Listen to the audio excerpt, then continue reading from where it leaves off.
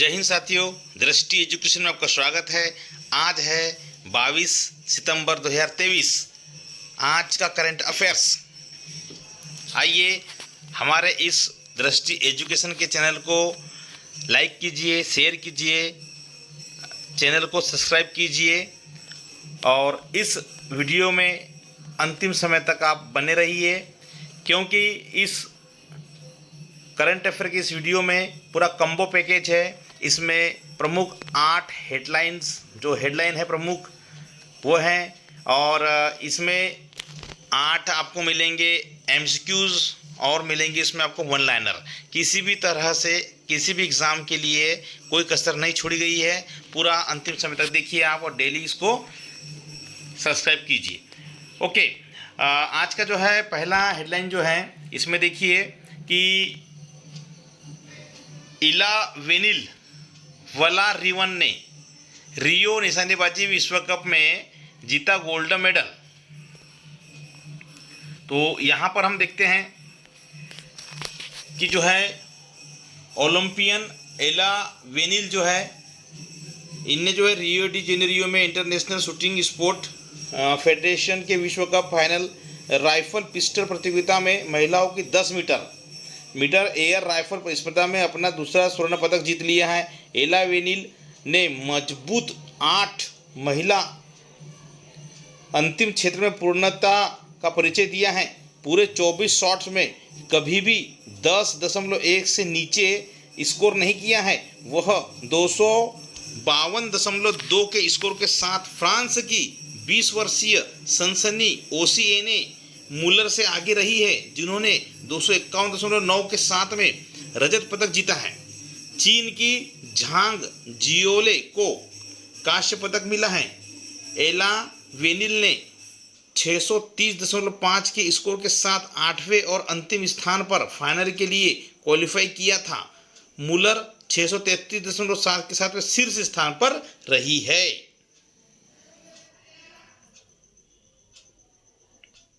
Next, आज की दूसरी हेडिंग इंपॉर्टेंट हेडिंग है, देखिएगा इसमें भी।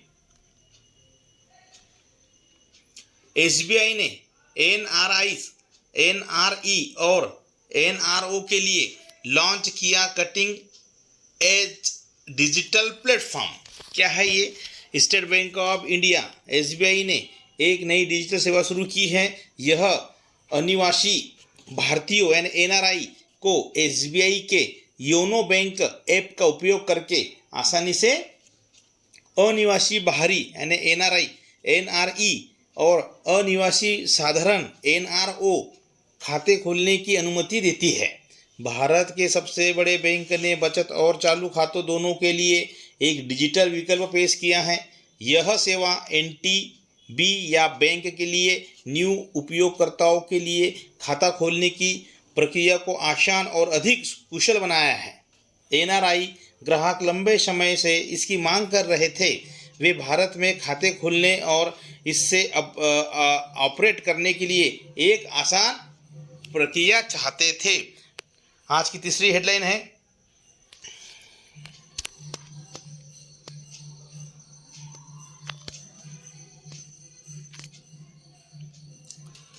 धनंजय जोशी को दूरसंचार उद्योग निकाय डीआईपीए का अध्यक्ष नियुक्त किया गया है। डिजिटल इंफ्रास्ट्रक्चर प्रोवाइडर एसोसिएशन ने समिट डिजिटल के प्रबंधन निदेशक एवं मुख्य कार्यकारी अधिकारी सीईओ धनंजय जोशी को चेयरमैन नियुक्त किया है। जोशी इस पद पर भारती इंटरप्राइजेस के चेयरमैन अखिल गुप्ता का स्थान लेंगे। ये एग्ज़ाम के लिए बहुत महत्वपूर्ण है भाई, अखिल गुप्ता का स्थान लेंगे। गुप्ता 2011 से दूरसंचार उद्योग से जुड़े हैं, इस निकाय के चेयरमैन हैं। जोशी और गिरोत्रा 1 अक्टूबर 2023 को अपना पद ग्रहण करेंगे। डीआईपीए का मिशन भारत में डिजिटल बुनियादी ढांचा उद्योग की वृद्धि और विकास को बढ़ावा देना है। यह उद्योग के विकास का समर्थन करने वाली नीतियों की वकालत करने के लिए सरकार, नियामकों और अन्य हितधारकों के साथ में काम करता है।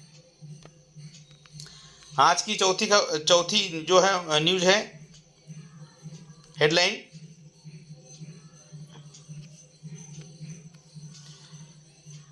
सिडबी अगले वित्त वर्ष में राइट्स इश्यू से 10,000 करोड़ रुपए जुटाएगा।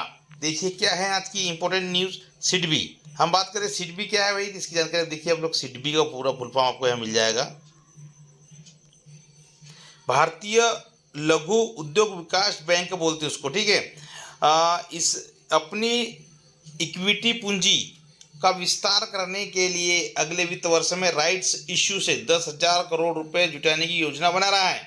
सिडबी के इस शीर्ष अधिकारी ने यह जानकारी दी है। सिडबी में केंद्र सरकार की 20.8% हिस्सेदारी है, जबकि भारतीय स्टेट बैंक एसबीआई की 15.65% और जीवन बीमा निगम एलआईसी की 13.33% हिस्सेदारी है। शेष हिस्सेदारी अन्य सार्वजनिक वित्तीय संस्थानों और बैंकों के साथ है।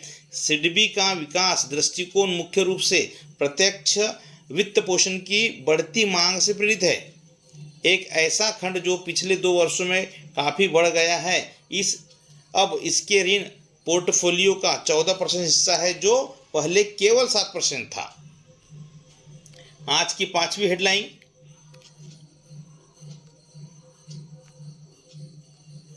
फैशन डिजाइनर राहुल मिश्रा को फ्रांस के Chevalier dans l' Ordre des Arts and des Lettres पुरस्कार से सम्मानित किया गया है।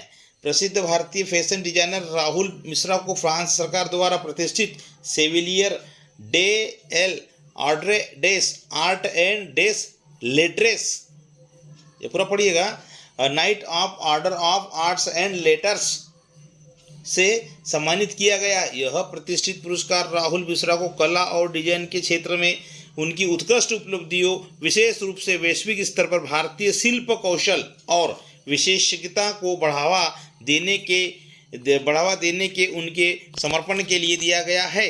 इसके अतिरिक्त यह पुरस्कार फ्रांस और भारत के बीच सांस्कृतिक संबंधों और सहयोग को बढ़ावा देने में उनके महत्वपूर्ण योगदान के लिए एक श्रद्धांजलि के रूप में कार्य करेगा।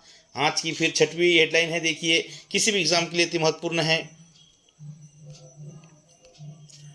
क्रिकेट, दीपक चाहर ने लॉन्च किया नया ब्रांड। ये भी इंपोर्टेंट प्रश्न है भाई। तो भारतीय क्रिकेट टीम के स्टार ऑलराउंडर दीपक चाहर ने एक नई शुरुआत की है। क्रिकेट के मैदान के बाहर चाहर ने बिजनेस के फील्ड में चौके छक्के लगाने के लिए तैयारी की है। दीपक ने उभरते हुए क्रिकेटरों को ध्यान में रखते हुए आधुनिक ब्रांड D9 स्पोर्ट्स की शुरुआत की है। D9 स्पोर्ट मुख्य रूप से क्रिकेट में इस्तेमाल की जाने वाली बॉलिंग और बैटिंग के वक्त पहनने वाली शू का निर्माण करती है। इस ब्रांड के तहत पेशेवर क्रिकेटरों सहित खिलाड़ियों की अलग अलग तरह की ज़रूरतों के लिए डिजाइन किए गए हैं। ब्रांड के फाउंडर दीपक चाहर पहले अंतर्राष्ट्रीय खिलाड़ी हैं जिन्होंने अपना क्रिकेट शूज तैयार किया है। उन्होंने बिल्कुल सही क्रिकेट शू का निर्माण करने के लिए 18 महीने से अधिक समय तक अनुसंधान और विकास किया है। बहुत अच्छी बात है। देखिए, ये बहुत अच्छा है, बेहतर रिजल्ट देने के लिए और एक अनुभव, अपना जो अनुभव है उसको इसमें शेयर करते हुए एक बहुत अच्छा उन्होंने कंपनी लॉन्च की है। बधाई हो श्री चाहर जी को। ओके, नेक्स्ट है आज की 7वीं हेडलाइन, ACKO ने प्लेटिनम स्वास्थ्य योजना का अनावरण किया है। ओके, क्या है भैया ACKO? एक प्रमुख बीमा कंपनी है ने एक नया स्वास्थ्य बीमा उत्पाद पेश किया है जिसे ACKO प्लेटिनम स्वास्थ्य योजना के नाम से जाना जाता है। इस नई स्वास्थ्य बीमा योजना को बढ़ावा देने के लिए ACKO ने प्रतिष्ठित बॉलीवुड फील्ड श्रृंखला से संजय दत्त और अरशद वारसी द्वारा निभाए गए लोकप्रिय पात्रों मुन्ना भाई और सर्किट को वापस लाया है। विज्ञापन अभियान का शीर्षक है स्वास्थ्य बीमा की सुबह हो गई मामू। बहुत अच्छा, देखिए, स्वास्थ्य बीमा की सुबह हो गई मामू अभियान का निर्देशन प्रसिद्ध फिल्म निर्माता राजकुमार हिरानी ने किया है, जो अपनी कहानी कहने की क्षमता के लिए जाने जाते हैं। मुन्ना और सर्किट के पात्र पारंपरिक स्वास्थ्य बीमा मानदंडों को चुनौती देंगे और ग्राहकों के लिए प्रक्रिया को सरल बनाने के कंपनी के मिशन के साथ में संरेखित रहेंगे। बहुत अच्छी बात है। नेक्स्ट है आज की हेडलाइन में 8वीं,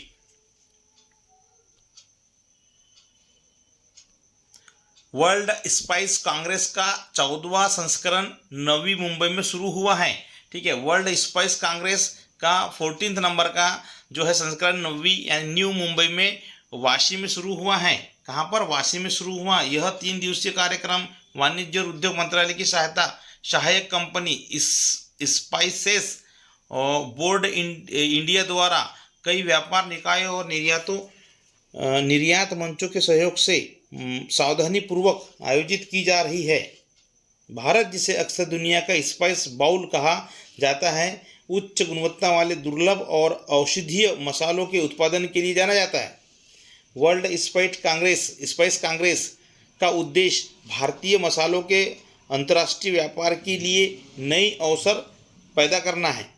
यह आयोजन व्यापारियों तक सीमित नहीं है, यह नीति नियामकों का भी स्वागत करता है। G20 देशों के बीच मसाला व्यापार को बढ़ावा देने के लिए विशेष व्यावसायिक सत्र समर्पित किए गए हैं।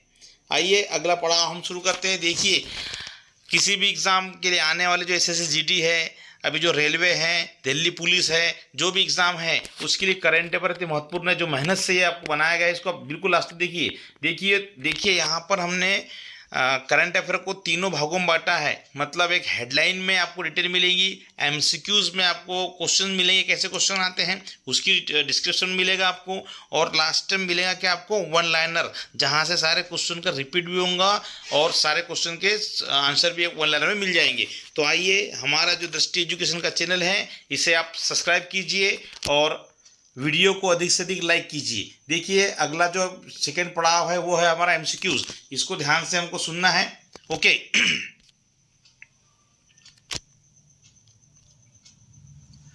हाल ही में पैरा कमांडो बनने वाली पहली महिला आर्मी सर्जन कौन बनी है? तो अब पायल छाबड़ा, प्रेरणा सिंह, शिवांगी सिंह, सभी। सही जवाब इसका क्या है इसका? तो पायल छाबड़ा। देखिए, हरियाणा की बेटी है पायल छाबड़ा। कहाँ की? हरियाणा की।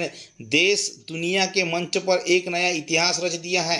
कैथल जिले के कलायत की रहने वाली पायल छाबड़ा ने सशस्त्र बल चिकित्सा सेवा में डॉक्टर रहते हुए प्रशिक्षित पैरा परीक्षा पास की है। अब उन्हें पैरा कमांडो बनने का गौरव हासिल हुआ है। पायल छाबड़ा युवाओं के लिए मिसाल बनी है। लद्दाख आर्मी अस्पताल में डॉक्टर के पद पर रहते हुए पायल छाबड़ा के लिए ये मुकाम हासिल करना आसान नहीं था। इसके लिए उन्हें कड़ी मेहनत करनी पड़ी थी। ठीक है, तो नारी शक्ति महान है।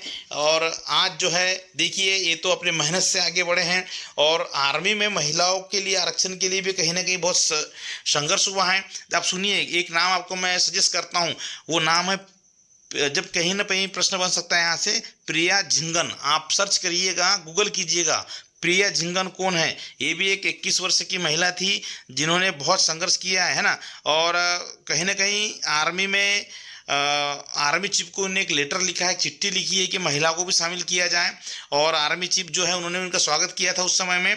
और हिमाचल प्रदेश की रहने वाली थी लेकिन वो, ठीक है, तो वो भी कहीं ना कहीं चिकित्सा के क्षेत्र में आने वाली पहली महिला है, प्रिया झिंगन। ओके, चलिए भारतीय सेना की बात करते तो भारतीय सेना की स्थापना कब हुई? 1 अप्रैल 1895 को हुई थी। हेडक्वार्टर कहाँ है इसका? तो दिल्ली में है। और अध्यक्ष कौन है भाई? मनोज पांडे जी, जनरल मनोज पांडे जी। आइए अगला क्वेश्चन हम कवर करते हैं, क्वेश्चन नंबर 2।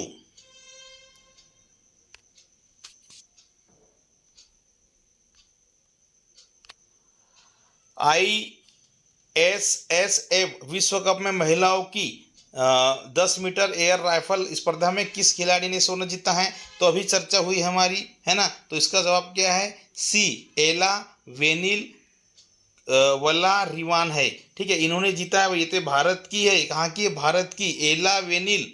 देखो, नाम सुन के तो आप कह नहीं सकते कि भारत की होगी, लेकिन फिर भी देखिए, आपको याद रखना, जो नए बच्चे हैं उनको ध्यान रखना है। भारत की एला वेनिल वला रिवान ने रियो डी जेनेरियो में चल रहे ISSF international shooting sport federation कहते हैं, ठीक है, विश्व कप में अपना बेस्ट प्रदर्शन जारी रखा है और Olympic shooting centre centre range में महिलाओं की 10 मीटर एयर राइफल इवेंट जीतकर अपना दूसरा स्वर्ण पदक जीता है। जो है हम कहेंगे वलारिवान 8 महिलाओं के फाइनल में शानदार लय में थी और अपने 24 शॉट के दौरान उसने लगातार 10.1 या इससे ऊपर का स्कोर किया था। ओके, नेक्स्ट क्वेश्चन है, तीसरा नंबर का क्वेश्चन है आज का।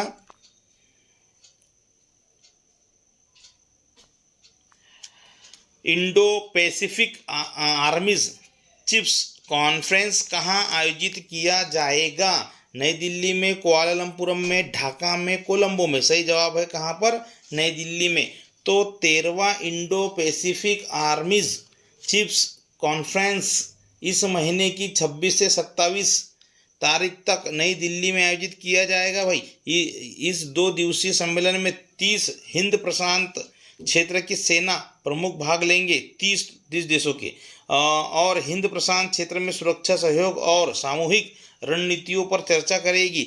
अमेरिकी सेना के chief of staff general James C McConville व भारतीय सेना स्टाफ के प्रमुख जनरल मनोज पांडे जी सम्मेलन की सह मेजबानी करेंगे। इस वर्ष के सम्मेलन का विषय शांति के लिए एक साथ भारत प्रशांत क्षेत्र में शांति और स्थिरता बनाए रखना है। चौथी हेडलाइन है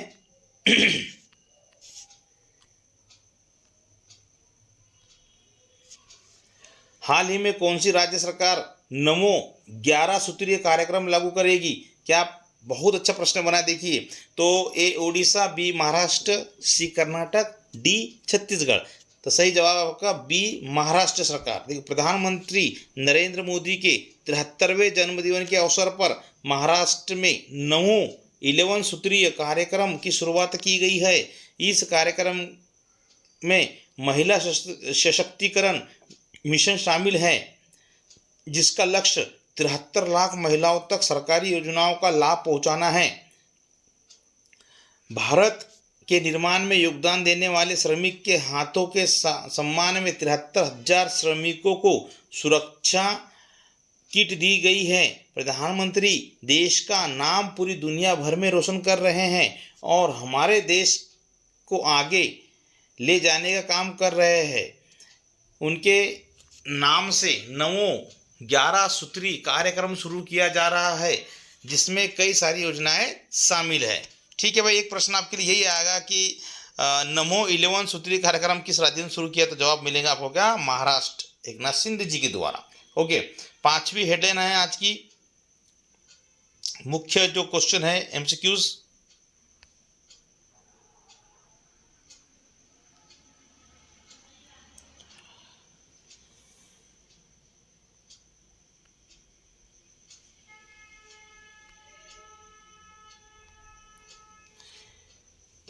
किस केंद्रीय मंत्री ने मौसम सूचना नेटवर्क डेटा सिस्टम मैनुअल के साथ किसान ऋण पोर्टल लॉन्च किया है? राजनाथ सिंह, अमित शाह, अनुराग ठाकुर, निर्मला सीतारमन। सही जवाब है कौन?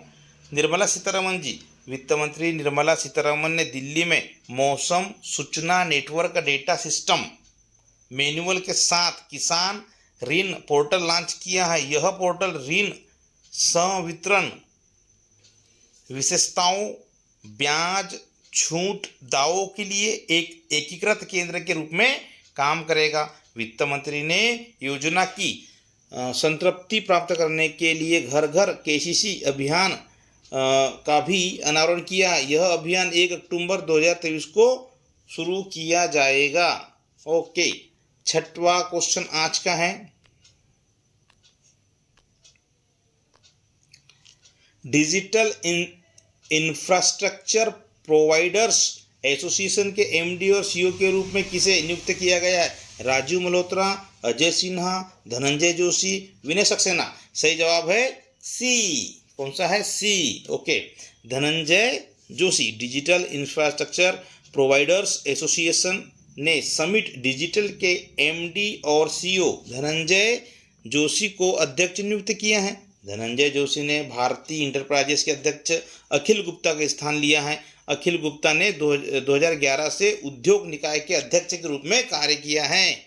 DIPA एक गैर लाभकारी उद्योग निकाय है जो भारत में डिजिटल इंफ्रास्ट्रक्चर उद्योग का प्रतिनिधित्व करता है। इसकी स्थापना 2010 में हुई थी। कब हुई थी? 2010 में हुई थी। ओके, नेक्स्ट 7वां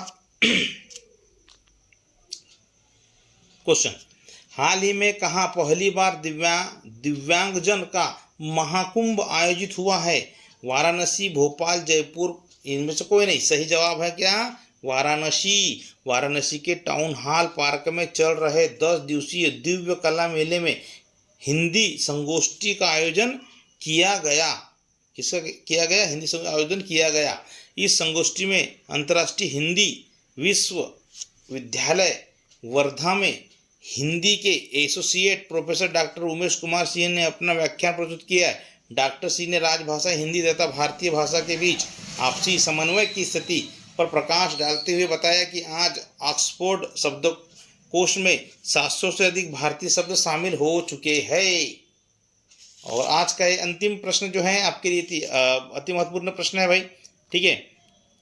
तो ये है हमारा क्या, किस कंपनी ने आगामी ICC विश्व कप 2023 के लिए टीम इंडिया की जर्सी लॉन्च की है? बहुत ही इंपॉर्टेंट प्रश्न है, इसको ध्यान दीजिए, बहुत ही इंपॉर्टेंट क्वेश्चन है, हर एग्जाम में आएगा ये, ठीक है। तो Adidas, Naik, star sport, Puma, सही जवाब है एडिडास। ओके, एडिडास ने आगामी ICC विश्व कप 2023 के लिए टीम इंडिया की जर्सी लॉन्च कर दी है। गौरतलब है कि इस बार वनडे विश्व कप 2023 का आयोजन भारत में किया जा रहा है और यह पहला मौका है जब भारत अकेले वनडे विश्व कप की मेजबानी करने जा रहा है। यह टूर्नामेंट 5 अक्टूबर से 19 नवंबर के बीच में भारत में आयोजित किया जाएगा। एडिडास ने टीम इंडिया के लिए जो जर्सी बनाई है वह बहुत आकर्षक और भारतीय टीम के वर्तमान जर्सी से इससे कुछ बदलाव किए गए हैं, ठीक है। तो अब हम लोग जो है अगला जो एग्ज़ाम आने वाला है उसमें ये वर्ल्ड कप की भी जानकारी हमको अपडेट करना पड़ेगा और आप लोग जो है इस वीडियो को अंतिम तक देखिए। और ये है वन लाइनर, यहाँ से देखिए आप जितनी पढ़ाई करी है उस पर यहाँ पे आपको टिक लगाना है, सुन करके जल्दी से जवाब देना है। वन लाइनर देखिएगा। ओके, हाल ही में सिंगापुर ग्रैंड प्रिक्स 2023 किसने जीता? तो जवाब क्या है? कार्लोस सैंच। नया प्रश्न मिला, कौन सी राज्य सरकार अवशेष मुक्त बासमती चावल की खेती का पायलट प्रोजेक्ट शुरू करेंगी? तो सही जवाब क्या है? पंजाब। देखिए न्यूज़, आज की न्यूज़ का हमने जो है एनालिसिस किया है, कोई भी प्रश्न नहीं छूटा है। एक तो ये वन लाइनर में पकड़ में आएगा या MCQs में आएगा या हेडलाइन में, यानी इस तरह से आपको 30-35 टॉप जो है पॉइंट दिए जाते हैं। ओके, हाल ही में कहाँ स्थित शांति निकेतन को यूनेस्को ने अपनी विश्व धरोहर सूची में शामिल कर दिया? तो है वीरभूमि में स्थित है। यही से एक प्रश्न आपका फिर और बना है आज का, क्या बना है कि इसमें जो है होयसल वंश का जो मंदिर है उसको भी यहाँ पर 42वां यूनेस्को स्थल घोषित किया भारत का। ओके, किस राज्य के मुख्यमंत्री ने मुख्यमंत्री श्रमिक कल्याण योजना की घोषणा की? तो अरुणाचल प्रदेश के हैं। हाल ही में काजी फैज ईसा किस देश के 29वें मुख्य न्यायाधीश बने हैं? तो पाकिस्तान के बने हैं भाई। कहाँ के? पाकिस्तान के बने हैं। नेक्स्ट पॉइंट है हमारा,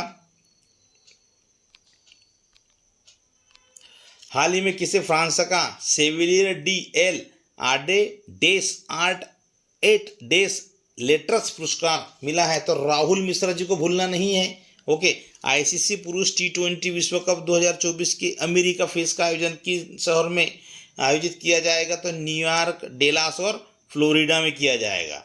ओके, ICC वनडे गेंदबाज रैंकिंग में कौन भारतीय नंबर 1 गेंदबाज बन गया है? तो मोहम्मद सिराज बन चुके हैं भाई, ठीक है। ओके, नेक्स्ट है ISSF विश्व कप में महिलाओं की 10 मीटर एयर राइफल स्पर्धा में किस खिलाड़ी ने स्वर्ण पदक जीता है? तो आपको हमने बता दिया 3 बार रिपीट हो गया है, मतलब कंठस्थ याद हो गया आपको ये। ओके, तो है Elavenil Valarivan. Okay, next point,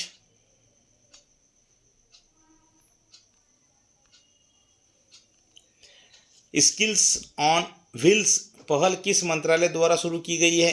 तो कौशल विकास और उद्यमिता मंत्रालय द्वारा की गई है। किस कंपनी ने आगामी ICC विश्व कप 2023 के लिए अपनी टीम इंडिया की जर्सी लॉन्च करती? एडिडास ने करी है। हाल ही में किस राज्य के मुख्यमंत्री को सिंगापुर के शीर्ष फेलोशिप से सम्मानित किया गया? तो असम के मुख्यमंत्री हैं। हाल ही में एला वेलिन वलारिवन ने महिलाओं की 10 मीटर एयर राइफल स्पर्धा में कौन सा पदक जीता है? स्वर्ण जीता है। ठीक है मित्रों, तो ये जो है इसको लगातार आप देखते रहिए, और यह है हमारा दृष्टि एजुकेशन का जो चैनल है, इसको सब्सक्राइब कीजिए और अधिक से अधिक इस वीडियो को आप लाइक कीजिए। जय हिंद, जय भारत। कुछ पाने की हो आस आस, कोई अरमा हो जो खास खास आशाएं, हर कोशिश